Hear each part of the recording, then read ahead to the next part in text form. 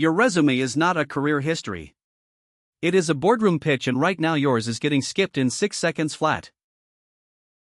A VP of operations I know, 15 years of experience, MBA from Kellogg, turned around 2 failing divisions, sent out 47 applications and got exactly 0 calls back.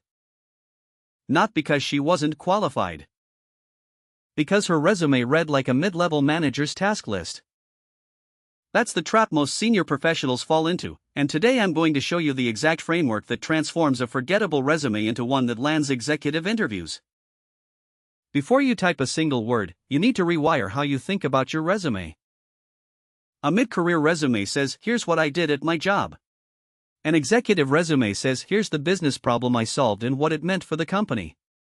That distinction changes everything about what goes on the page. Hiring committees and board members don't care that you managed a team of 30 people. They care that you restructured a department and reduced attrition by 40% during a merger. Stop thinking like an employee describing tasks. Start thinking like a CEO presenting results to shareholders. Every single line on your resume should answer one question: so what? The first 6 lines of your resume are the most valuable real estate you own. Most executives either skip the summary entirely or write something painfully generic like results-driven leader with extensive experience. That tells the reader absolutely nothing. Your executive summary should function like a billboard on a highway. Someone glancing at it for 3 seconds should know exactly who you are and what you bring. Write it as a tight paragraph, 4 to 5 sentences maximum. Lead with your leadership identity, not your job title, but the type of executive you are. Something like P&L owner who scales B2B SaaS companies from 50 million to 200 million in revenue. Follow that with your 2 or 3 signature strengths and 1 flagship achievement with a real number attached.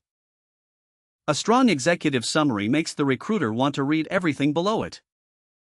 A weak one makes them move to the next candidate before they even reach your experience section. This is where most senior professionals sabotage themselves without realizing it. They list responsibilities instead of results. Oversaw annual budget of $12 million, that's a job description, not an achievement. Compare that with reallocated $12 million budget to prioritize 3 high-margin product lines, driving 22% revenue growth in 18 months. See the difference? One tells me what you were assigned. The other tells me what you actually accomplished. For every bullet point on your resume, use this formula: action, scope, and measurable outcome. Let what across how big a landscape, and what changed because of it. If you can attach a dollar figure, a percentage, or a timeline, do it. McKinsey's research on executive hiring found that quantified achievements are the single strongest predictor of whether a resume gets a second look. Don't be vague. Don't be modest. The numbers are what separate your resume from 300 other applicants.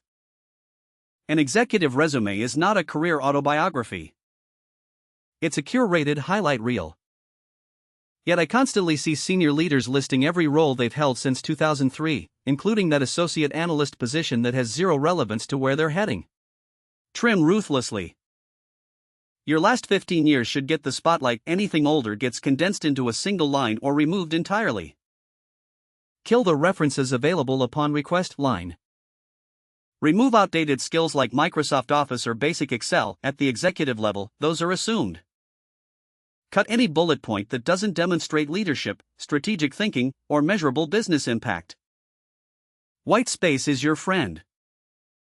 Dense, cluttered resumes signal someone who can't prioritize, which is the opposite of what an executive role demands. A clean, well-structured 2-page resume with 12 to 15 powerful bullet points will outperform a 4-page document every single time. Most people write their resume looking backward. Executives who land interviews write theirs looking forward. Study the job descriptions for roles you actually want. Identify the 3 or 4 themes that keep showing up. Maybe it's digital transformation, maybe it's international expansion, maybe it's post-acquisition integration. Then reshape your experience bullets to emphasize those exact themes. You're not lying about your past. You're choosing which parts of your past to spotlight based on where you're going. If every VP of product posting mentions AI strategy, and you led an AI initiative 2 years ago, that bullet moves to the top. If a company is hiring a CFO to prepare for an IPO, your experience with investor relations and SEC compliance becomes the headline, not the cost reduction project. Tailor doesn't mean rewrite from scratch, it means rearranging emphasis.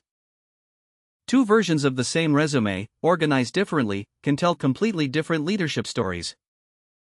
And the version that mirrors what the hiring committee is looking for is the one that gets the call. Here's what I want you to do in the next 10 minutes. Open your current resume and read just the first bullet point under your most recent role. Does it describe a task, or does it describe a result? If it starts with responsible for or managed followed by a noun, rewrite it right now using the action scope outcome formula. One bullet. That's all. Because once you rewrite one and feel the difference, you'll want to rewrite every single line. And that momentum is exactly how you build a resume that doesn't just list your career, it sells your future. If this helped, subscribe for more career strategy that actually works. I'll see you in the next one. That's a wrap, thanks for watching. If this gave you one idea you can use today, hit like and subscribe. See you in the next one.